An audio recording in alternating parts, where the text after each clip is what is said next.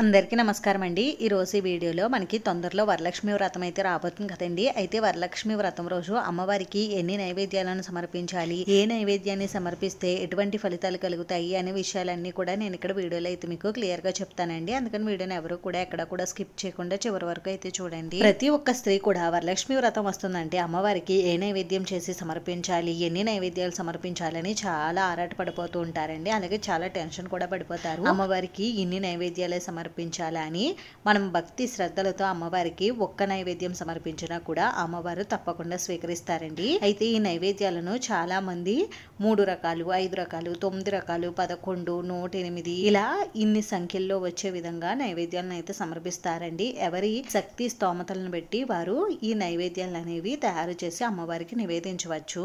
అయితే మనం ఈ రోజున అమ్మవారికి ఏ నైవేద్యాన్ని సమర్పిస్తే మనకు ఎటువంటి కోరికలు నెరవేరుతాయి అనేది కూడా ఇప్పుడు తెలుసుకుందామండి. మార్కండేయ పురాణం ప్రకారం వరలక్ష్మి వ్రతాన్ని శ్రావణ మాసంలో వచ్చే పౌర్ణమికి ముందుగా వచ్చే శుక్రవారం రోజు జరుపుకోవాలి. ఈ రోజున భృగు మహర్షి ఖ్యాతి దంపతులకు లక్ష్మీదేవి కుమార్తెగా జన్మించింది. ఒకానొక సమయంలో విష్ణుమూర్తి వక్షస్థలంపై భృగు మహర్షి కాళ్ళతో తన్నాడు. ఆ పశ్చాత్తాపంతో భృగు మహర్షి ఘోర తపస్సు చేయసాగాడు. అప్పుడు ఆ మునీశ్వరుని తపస్సుకు మెచ్చి సాక్షాత్తు లక్ష్మీదేవి ప్రత్యక్షమై ఏ వరం కావాలో కోరుకోమని అడిగింది. అప్పుడు భృగు మహర్షి నువ్వు నాకు కుమార్తెగా జన్మించు అని కోరాడు. అప్పుడు లక్ష్మీదేవి అలాగే అని వరం ఇచ్చింది. శ్రావణ మాసంలో వచ్చే పౌర్ణమికి ముందుగా వచ్చే శుక్రవారం రోజు భృగువుకి ఖ్యాతికి లక్ష్మీదేవి కుమార్తెగా జన్మించింది. అప్పుడు భృగు మహర్షి తల్లి నీవు శ్రావణ మాసంలో పుట్టావు, అది కాక నాకు కూతురుగా పుట్టే వరం ఇచ్చావు కనుక నిన్ను వరలక్ష్మి అని పిలుస్తాను అని భృగు మహర్షి అమ్మకు చెప్పాడు. అంతేకాకుండా భృగు మహర్షి అమ్మవారిని తల్లి నిన్ను ఈ మాసంలో ఎలా పూజించాలి, నీకిష్టమైన నైవేద్యాలు ఏమిటి, వస్తువులు ఏమిటి, నిన్ను ఎలా పూజిస్తే కోరిన వరాలు ఇస్తావు అని అడిగాడు భృగు మహర్షి. అప్పుడు వరలక్ష్మీదేవి స్వయంగా భృగు మహర్షికి చెప్పినటువంటి నైవేద్యాలను వస్తువులనే నేను ఇక్కడ ఈ వీడియోలో అయితే మీకు చెప్తున్నానండి. ఎవరైతే ఈ వరలక్ష్మీదేవి వ్రతాన్ని కోరికలతో ఆచరిస్తారో వారు తప్పకుండా పూజలో కలశ స్థాపన చేయాలి. కలశ స్థాపన చేయడం వల్ల సమస్త కోరికలు నెరవేరుతాయి.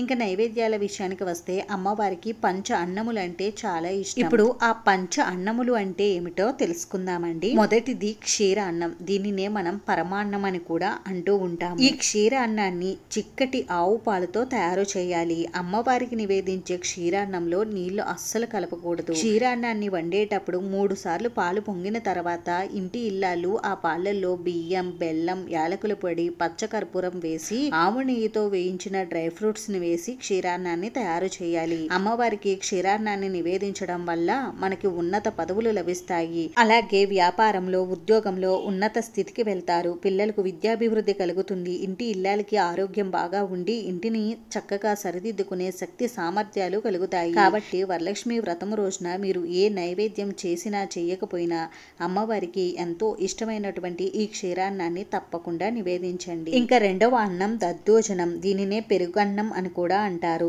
ఈ పెరుగన్నాన్ని అమ్మవారికి సమర్పించడం వల్ల సంపద వృద్ధి చెందుతుంది. పెరుగన్నంలో పోపును వేసి ఈ దద్దోజనాన్ని తయారు చేయాలి. ఇంకా మూడవది పులిహోర. దీనిని హరిద్రాన్నం అని కూడా పిలుస్తారు. అమ్మవారికి పులిహోరను నివేదించడం వలన భార్యాభర్తల మధ్య సఖ్యత, ప్రేమానురాగాలు కలుగుతాయి. అమ్మవారికి పులిహోరను నివేదించడం వల్ల సంతానం లేని వారికి సంతానం కలుగుతుంది. ముఖ్యంగా అమ్మవారికి పులిహోరను నివేదించడం వల్ల పుత్ర సంతానం కలిగే భాగ్యం కలుగుతుంది. ఇంకా నాలుగవది పులగాన్నం. దీనినే సిగ్ధోన్నం, ముగ్ధోన్నం అని కూడా పిలుస్తూ ఉంటారు. పెసరపప్పు, నెయ్యి, బియ్యంతో తయారు చేసే పులగాన్నం అంటే అమ్మవారికి ఎంతో ప్రీతి. అమ్మవారికి పులగం సమర్పించడం వల్ల కుటుంబ వృద్ధి కలుగుతుంది. కుటుంబ సభ్యుల మధ్య ప్రేమానురాగాలు కలుగుతాయి. వంశాభివృద్ధి కలుగుతుంది. ఇంకా ఐదవ అన్నం గుడాన్నం. దీనినే కొన్ని ప్రాంతాల్లో చక్కెర పొంగలి అని కూడా పిలుస్తారు. ఈ గుడాన్నాన్ని అమ్మవారికి సమర్పించడం వల్ల ఇంటిల్లపాది కూడా నిండు నూరేళ్లు ఆరోగ్యంగా ఉంటారు. అయితే అమ్మవారికి నివేదించే గుడాన్నంలో చక్కెరను కలపకూడదండి, బెల్లం మాత్రమే ఉపయోగించాలి. ఇంకా ఈ